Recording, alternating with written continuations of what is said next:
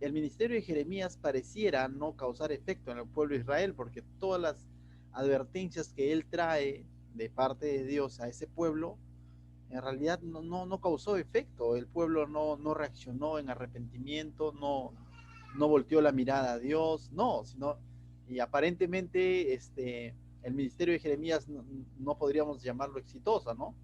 Pero éxito no es tanto de que si el pueblo reaccionaba o no reaccionaba. Jeremías lo que tenía que hacer con Dios era ser fiel al mensaje que Dios le daba, aunque sea duro, aunque sea un mensaje duro, aunque sea un mensaje quizás que al pueblo no gustó, tanto así que en muchas oportunidades intentaron matarlo, él siempre traía un mensaje de parte de Dios, sea la respuesta sí o no, ¿sí?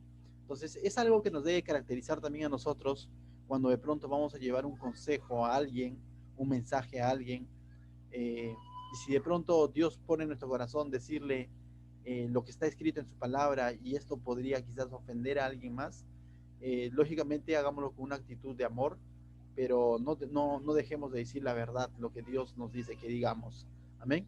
Y en ese sentido, en el capítulo 14, dice, vino una gran sequía al pueblo de Judá, ¿sí? Al reino de Judá.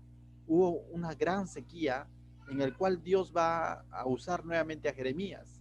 Y mira lo que dice, verso 1 del capítulo 14, dice, palabra de Jehová vino a Jeremías con motivo de la sequía. Se enlutó Judá y sus puertas se desplomaron. Se sentaron tristes en tierra y subió el clamor de Jerusalén. Los nobles enviaron sus criados al agua, vinieron a las aguas y no hallaron agua. Volvieron con sus vasijas vacías. Se avergonzaron, se confundieron y cubrieron sus cabezas, porque se resquebrajó la tierra por no haber llovido en el país. Están confusos los labradores, cubrieron sus cabezas. Aún las ciervas, se refiere al venadito, en los campos parían y dejaban la cría porque no había hierba. Y los asnos monteses se ponían en las alturas, aspiraban el viento como chacales y sus ojos se ofuscaban porque no había hierba. Es decir, el reino de Judá estaba pasando por una gran sequía, ¿sí? Y ¿qué tan trágica sería esta sequía para Judá? Muy trágica, porque recuerda que ellos vivían del campo, ellos vivían del ganado, y el campo y el ganado sin agua es prácticamente sinónimo de tragedia, ¿no? Porque de dónde comían, de dónde vivían. Pero todo esto ocurre en un contexto donde este pueblo justamente ya estaba con el corazón desviado, adorando otros falsos dioses como Baal, al quien se le conoce como el dios del clima o de las nubes o de la lluvia. Y justamente Dios va a traer este juicio a través de la sequía a este pueblo para mostrarles que no sacan nada bueno adorando a ese Dios, que el verdadero Dios de la creación es Él. Él es el que separó las aguas, Él es el que abrió las aguas, Él es el que hizo que las cataratas de los cielos se abren en el tiempo del diluvio, Él es el que separó las aguas en el tiempo de Moisés, Él creó las aguas. Entonces, pero el pueblo se había desviado, no lo buscó a Él, no lo adoró a Él, estaban infringiendo los primeros mandamientos, solo al Señor tu Dios adorarás. Y es más, en el libro de Deuteronomio, en el capítulo 28, luego lo buscas, hay consecuencias de la obediencia y de la desobediencia a Dios.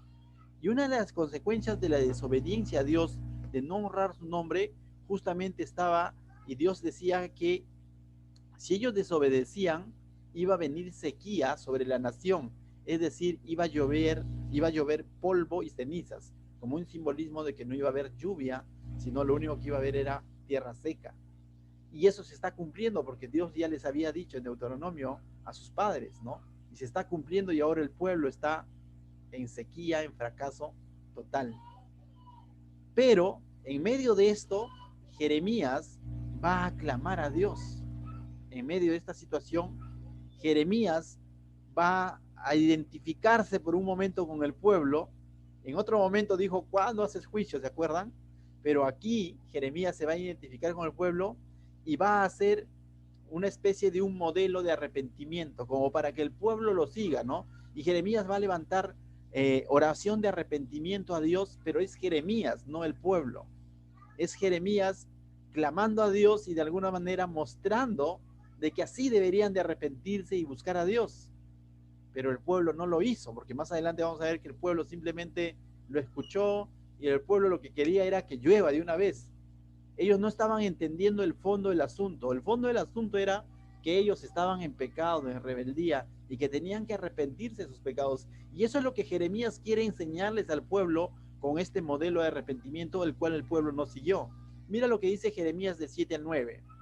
Aunque nuestras iniquidades testifiquen contra Dios, es decir, aunque nuestra vida, nuestra forma de vivir ha estado contra Dios, dice, oh Jehová, actúa por amor de tu nombre, porque nuestras rebeliones se han multiplicado contra ti, hemos pecado. Qué hermoso sería si el pueblo hubiese dicho esto, pero lo estaba diciendo Jeremías. Oh esperanza de Israel, guardador suyo en el tiempo de la aflicción, está clamando a Dios.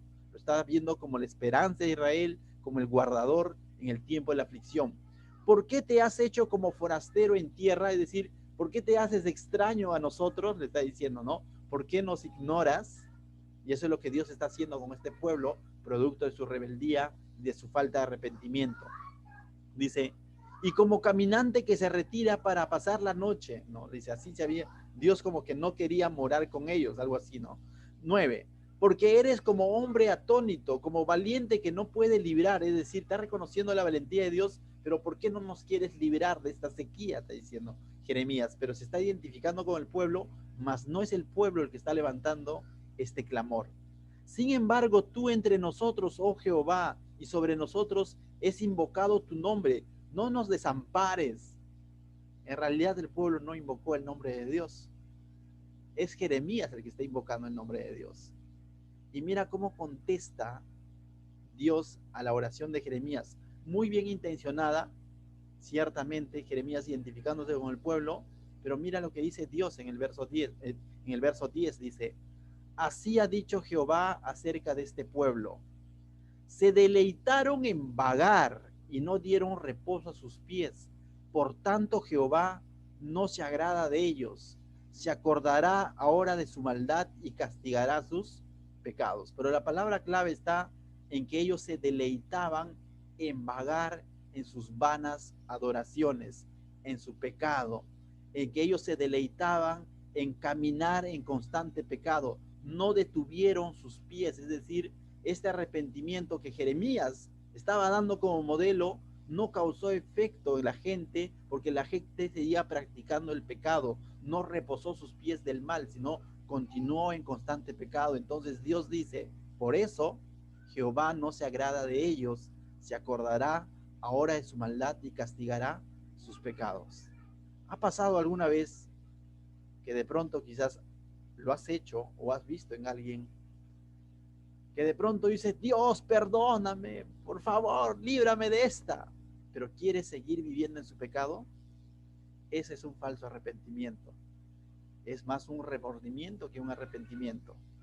Que de boca para afuera dice, perdóname, pero quiere seguir viviendo en su pecado. Yo he conocido más de una persona así y he tenido que decirle, tu arrepentimiento no está siendo sincero, no está siendo genuino. Dios no se arrepiente, no digo, Dios no se complace de ese tipo de arrepentimiento. Dios, nunca más lo voy a hacer, y al día siguiente seguía hablando sus lisrotas y haciendo quedar mal a la iglesia del Señor. Tristemente, entre lo dicho y lo hecho hay una gran distancia y Dios lo ve todo. Y Dios aquí, aunque Jeremías tenía una buena intención de guiar al pueblo al arrepentimiento, Dios vio más allá de lo que veía Jeremías y dice, este pueblo se deleita en vagar y no da reposo a sus pies, sigue queriendo vivir mal, en el mal camino. Entonces, mis hermanos, yo esta noche, a través de este devocional, quisiera que tomemos en reflexión esto. Uno, de que siempre hay consecuencias de nuestras malas decisiones. Si de pronto quitamos a Dios de nuestra vida, va a haber consecuencias. Vienen momentos duros que ya no son pruebas, sino son consecuencias de nuestros pecados. Así lo dice Deuteronomio. Hay consecuencias de la obediencia y hay consecuencias de la desobediencia. Prueba es cuando estás haciendo las cosas bien y vienen momentos difíciles. Dale para adelante, sigue confiando en el Señor, porque Él ha vencido. Pero si las cosas comienzan a ir a mal, porque a lo mejor dejé a Dios de lado, eso se llama consecuencia. Y para eso lo único que se requiere es un verdadero arrepentimiento. Pero si no hay un verdadero arrepentimiento, lamentablemente vamos a seguir sufriendo el oprobio, la sequía espiritual de nuestra falta de arrepentimiento. Amén. ¿Qué tal si oramos? Padre mío, te voy